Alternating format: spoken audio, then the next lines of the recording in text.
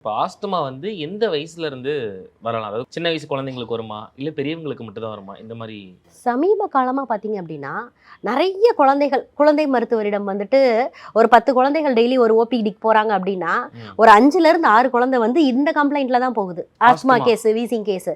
ஏ ஏ ஏன்னு அப்படின்னு பார்த்தீங்கன்னா, நம்மளோட வளர்ச்சி ஒரு முக்கியமான ரீசனா இருக்கலாம். அதாவது ம். ம். இண்டஸ்ட்ரியலைஸ் ஆனது. அதுக்கப்புறம் நம்மளோட காற்றுல இருக்க மாசுகள் ஒரு ரீசனா இருக்கலாம். ம். அடுத்து வந்து இம்யூனிட்டி வந்து கம்மியா இருக்கிறது.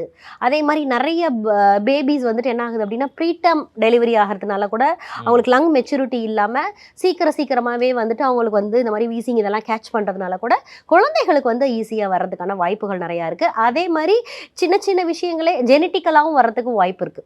இப்போ குழந்தைங்களுக்கு வந்து ஆஸ்துமா வரத சுமார் இத்தன நாளுக்குள்ள சரி பண்ணிரலாம். இல்ல இத்தன மாசத்துக்குள்ள சரி பண்ணிரலாம். அந்த மாரி எதுவும் விஷயம் சொல்ல முடியுமா? இத்தனை நாளுக்குள்ள சரி பண்ணிட முடியும். அது வந்து அந்த குழந்தையோட கண்டிஷனை பொறுத்து தான் இருக்கு. அந்த அவங்களோட இம்யூன் பவர் பொறுத்து. அவங்களோட கண்டிஷனை பொறுத்து தான் இருக்கு. அதே மாரி வந்து ஒரு சிலர் பார்த்தீங்க அப்படின்னா, ஒரு ஃபர்ஸ்ட் எடுத்தோனே ஒரு இருமலே வருது, இல்ல ம். வந்துட்டு ஒரு காய்ச்சலே வருதுன்னா, உடனே வந்து டாக்டர்ட்ட பார்த்துருவாங்க. ஒரு சிலர் இவனுக்கு எப்பயுமே வீசிங் தான் டாக்டர். இவனுக்கு வீசிங் இருக்கு. அவனுக்கு குடுக்க வேண்டிய மருந்த நாங்க குடுத்துட்டோம் அப்படின்னு சொல்லிட்டும் இருப்பாங்க. ஸோ வந்து டிபெண்ட் அப்பான் தட் பேஷன்ஸ். நோய் நாடி நோய் முதல் நாடி அது தணிக்கும் வாய்நாடி வாய்ப்பச் செயல்